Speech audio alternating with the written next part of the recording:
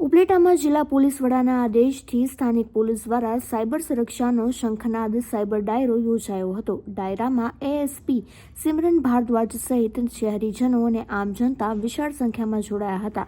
શહેરના બાવલા ચોકમાં સાયબર ડાયરામાં વેપારી મંડળના આગેવાનો, સામાજિક આગેવાનો અને લોકો ઉપસ્થિત રહ્યા હતા. સ્થાનિક પોલીસ દ્વારા આયોજિત સાયબર સુરક્ષા શંખનાદ સાયબર ડાયરામાં એએસપી સિમરન ભારદ્વાજ ઉપસ્થિત રહી લોકોને જણાવ્યું કે આજના ડિજિટલ યુગમાં સાયબર ફ્રોડથી બચવા અને જાગૃત બનવાના ઉપાયો સમજાવ્યા હતા. સાયબર ફ્રોડનો ભોગ બન્યા બાદ સજાગતા સાથે કેવી રીતે કઈ જગ્યાએ ફરિયાદ કરવી, તપાસ દરમિયાન અધિકારી અને પોલીસને સહકાર અપાય તો ગુનેગારો સુધી ઝડપથી પહોંચી શકાય તે માટે સહકાર આપવો, લોકોએ બને ત્યાં સુધી મોબાઈલનો જરૂર પૂરતો જ ઉપયોગ કરવો, બિનજરૂરી મેસેજ કે કોલ રિસીવ ન કરવા તે આમ જનતાના હિતમાં છે.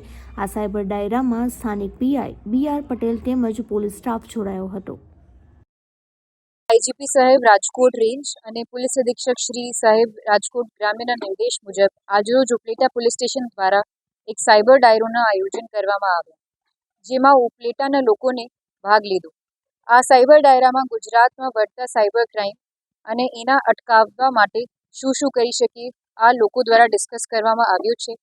જેમાં ઉપલેટા પોલીસ સ્ટેશનની સાયબર ક્રાઇમ્સના વિરુદ્ધ જે કાર્યવાહી છે એની પણ ડિસ્કસ કરવામાં આવી છે અને લોકોમાં આ અવેરનેસ ફેલાવવામાં આવી છે કે કોઈ પણ ઇન્સાન સાયબર ક્રાઇમનો ભોગ બની શકે છે અને એમાં એવું કોઈ દોષ નહીં થાય અને એવું કોઈ બનાવ કોઈના સાથે બનીએ તો આ જે ભારત સરકારની સાયબર હેલ્પલાઇન છે 1930 એટલે કે 1930 એમાં તરત જ કોલ કરી શકીએ છીએ અને તરત જ આ ઉપલેટા પોલીસ સ્ટેશનને જાણ કરી શકીએ છીએ અને એના જે સાયબર ફ્રોડના લોકો ભોગ બને છે એ પોલીસના જાણ કરવાથી એને લગભગ જેટલું પણ થઈ શકે એટલું 1930માંથી ઓનલાઈન પૈસા રિફંડ મળીએ છે અને જે અપરાધી છે એના સુધી પણ પોલીસ પહોંચે છે.